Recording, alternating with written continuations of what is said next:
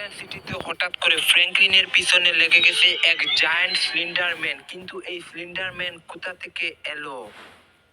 তো গাইস, আজকে রাতে আমাদের অনেকগুলা ফ্রেন্ডরা মিলে আমরা ভয়ঙ্কর জুরাসিক জঙ্গলে যাব পিকনিক করতে। আর তাই জন্য আমরা সকাল সকাল বের হয়ে গেছি, কারণ সবাইকে আমার গাড়িতে করে নিতে হবে। তাই আমি একটু সকাল সকাল বের হয়ে গেছি। আর আমাকে প্রথমে যেতে হবে আমাদের কার শোরুমে, সেখান থেকে আমাকে নিউ একটি কার নিতে হবে। এন্ড এই কারটি আমি রেখে যাব আমাদের কার শোরুমে, সেখানে তারা ঠিক করে আবার রেখে দিবে। আমার এই গাড়িতে অনেকটা সমস্যা হয়েছে, তো চলো আমি এই গাড়িটি নিব। আর আজকে আমরা সবাই মিলে পিকনিক করব আমাদের যে ভয়ঙ্কর জুরাসিক পার্ক আছে সেখানে। আর সেখানে রাত্রে আমরা একটা বড় গেম খেলবো। আরে यार দেখো, এটা তো নামাতে আমার অনেক কষ্ট হয়ে যাচ্ছে, কারণ এই গাড়িটি বারবার দেয়ালের সাথে ধাক্কা খাচ্ছে, যার কারণে আমার গাড়িতে স্ক্র্যাচ পড়ে যাচ্ছে। আর এমনিতেই এই গাড়িটি নতুন, তার উপর এই রাস্তাটি অনেক ছোট,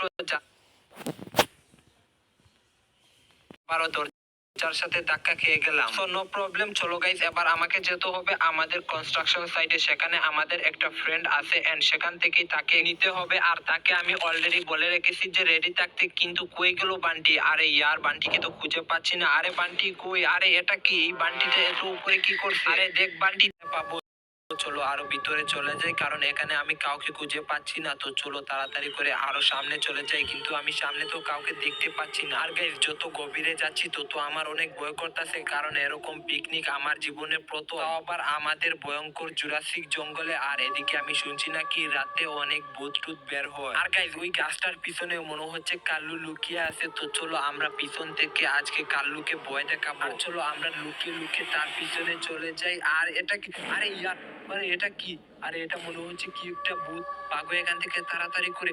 আরে তাড়াতাড়ি এখান থেকে ভাগো। আরে কাল লুকিয়ে গেল। আরে বান্টি, ওই গাছটার পিছনে মনে হচ্ছে একটা ভূত লুকিয়ে আছে। আর এটাকে দেখতে একদম স্লিন্ডার ম্যানের মতো লাগছে। কিন্তু কাল্লু কই গেল? তাকে তো আমি পুরো জঙ্গলে খুঁজে পেলাম না। আরে আর এটা কি হলো? আমাদের একজন চলে গেল কোথায়? তো এক কাজ করি, আমরা তিনজন যদি তিন দিকে যাই তাহলে আমরা কাল্লুকে বের করতে পারবো। আরে ফ্র্যাঙ্কলিন, আমি তো এখানে, তুমি তো আমাকে বের করতে পারলে না, তার মানে এই গেমে আমি জয় হয়ে গেলাম। আরে ইয়ার, তুই চলে এসেছিস। আমি তো অনেক ভয় পেয়ে গেছিলাম, মনে করছি যে তোকে ভূত নিয়ে গেছে। আর চল আমরা এখান থেকে চলে যাই, এই জঙ্গলে মনে হচ্ছে ভূত আছে। আর কেন জানি এখানে থাকতে অনেকটা ভয় করতেছে। আর আশপাশ থেকে দেখ কিরকম একটা শব্দ আসতেছে। চল তাড়াতাড়ি করে এখান থেকে পালিয়ে যাই, না হলে আমরা এখান থেকে বেঁচে ফিরতে পারবো না। চল এখান থেকে তাড়াতাড়ি করে পালিয়ে যাই, আর আমরা অন্যদিন পিকনিকে আসবো। আর চল তাড়াতাড়ি এখান থেকে পালিয়ে। আর রাত অনেক গভীর হয়ে গেছে। আরে ইয়ার, আমার গাড়ি তো পেট্রোল শেষ হয়ে গেল। মনে হচ্ছে আমাকে পেট্রোল গ্যাসে গিয়ে পেট্রোল ভরতে হবে। আর গাইস, আমি এই পেট্রোল পাম্পে চলে এসেছি। আর এদিকে আমার গাড়িতে পেট্রোল ভরে নিচ্ছি। ওয়েট, সামনে এটা কি যাচ্ছে?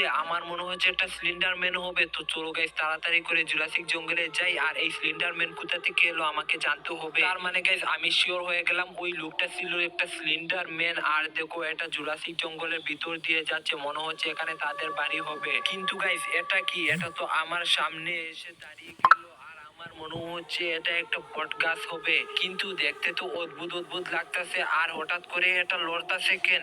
আরে ইয়ার, এটা কিভাবে লড়তাছে? আমি তো কিছুই বুঝতাছি না। আর আমার ফোনে ভয় করতাছে। আর দেখো, এটার মুখ কোথা থেকে চলে এলো? আরে এটা কি?